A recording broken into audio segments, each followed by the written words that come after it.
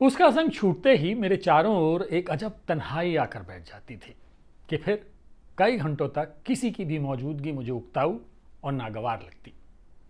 उसके साथ कोई आशनाई न थी, मगर हो सकने का भारी इम्कान था। अगर मैं अपने जुड़ाव से फिर सकती। उसे याद करते हुए टुकड़े टुकड़े दृश्यों और संवादों की एक लंबी जंजीर सी बन जाती है। फिर भी कोई बात सिलसिलेवार याद नहीं पड़ती। जाने क्यों बातों के मौसम याद रहते हैं, और याद रहता है जादुई उंगलियों वाला सारंगी बजाता बूढ़ा औलिया जिसने सिर पर हाथ धर कर कहा था, सात्विक जोड़ है। सुनकर मैं झेप गई थी, जबकि वो हंस पड़ा था। बाबा की आंखों में जाले पड़े हैं, ठीक से तुम्हारा रंग नहीं देखा। वो बरसातों का घमस भरा दिन था, अब्रदार आसमान था, घुन्ने बादल छिटपुट सा बरस कर छितरा गए थे। एक दूसरे मौसम में कोई कविता लिखी थी, अपनी कच्ची समझ से पहली पक्की कविता। हाथ में वही पुर्जा दबा था, होलिका दहन की सांझ थी। गुलाबी बयार छोटे पिलखन के पत्तों को छेड़ रही थी। छत पर खूब चांदनी थी। सुनाओ क्या लिखा है। मैं अपनी रौ में पढ़ने लगी थी। तनिक सा दमकश होकर उसने पूछा, कहीं जाना है तुम्हें? सवाल के अटपटेपन से हैरान होकर मैंने ना में गर्दन हिलाई। तो हमेशा रेत की तरह धड़धड़ाई क्यों रहती हो? जरा आहिस्ता फिर से सुना। अब की मैंने एक एक शब्द ठहर कर पढ़ा कि उस नुक्ताची की सूखी टिप्पणी से बच जाऊं। कोड़ी भावुकता है। बताओ तुम प्यार के बारे में क्या जानती हो? मैं तन्ना गई थी। मैं कुछ नहीं जानती। उसने नीम निगाह से मेरी बुझी हुई सूरत को देखा। तो अच्छे से जान लो, फिर लिखना, इसे मैं रख लेता हूं। उसने कत्थई कमीज की जेब में उस कच्चे पुर्जे को सरका लिया। आंखें बहुत अच्छी हैं तुम्हारी।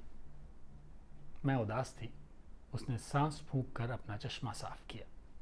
रात को आसमान की रोशनी में जो पढ़ पाती हो, शदीद सर्दियों की एक शाम याद आती है। वो हमेशा की तरह किताब में मुंह गड़ाए था। उसके पहली शाम उसने कोई चुभती हुई बात कही थी, जो अगले रोज तक भीतर धंसी थी।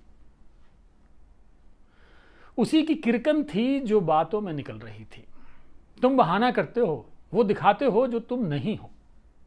वो वैसे ही मुस्कुराया जैसा मेरे चिढ़ जाने पर अमूमन मुस्कुराता था। क्या दिखाता हूं? दूसरों से जुदा और महान। तो क्या हुआ? दिखाते दिखाते शायद एक दिन हो जाऊं। तुम असहनीय हो, मैंने तेज आवाज में कहा था। तो यहां क्यों रुकी हो? दरवाजा उधर है।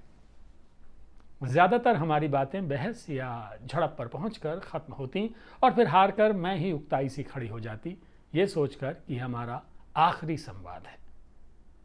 लेकिन कोई डोर थी जो ढीली तो पड़ती थी मगर टूटती ना थी। उसकी बेलाग बहस के आगे मैं खुद को हमेशा दीनहीन पाती थी, और गालिबन वही दीनहीन बनी रहती अगर फरवरी की वो शाम हमारे बीच नहीं होती। एक समारोह में जाने को मैं अपनी पूरी धज में थी। हम शाम को लगभग रोज ही मिलते थे। वो मेरे लिए कोई किताब लेकर आया था। मैं बाहर निकल रही थी। कैसी दिख रही हूं? मैंने आदतन पूछा था।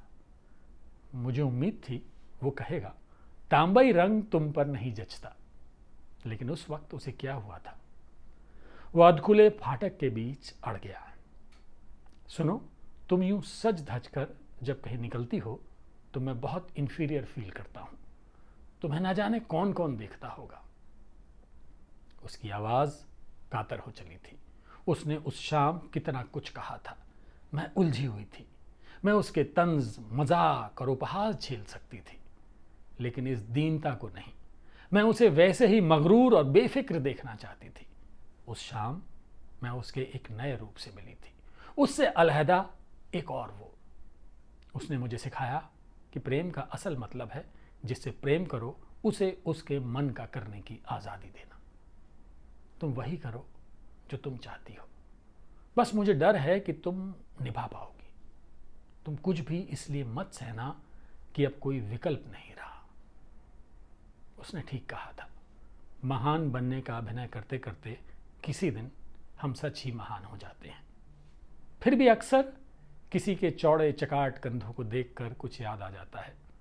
मैं सोचने लगती हूँ, कंधे आखिर किस लिए होते हैं।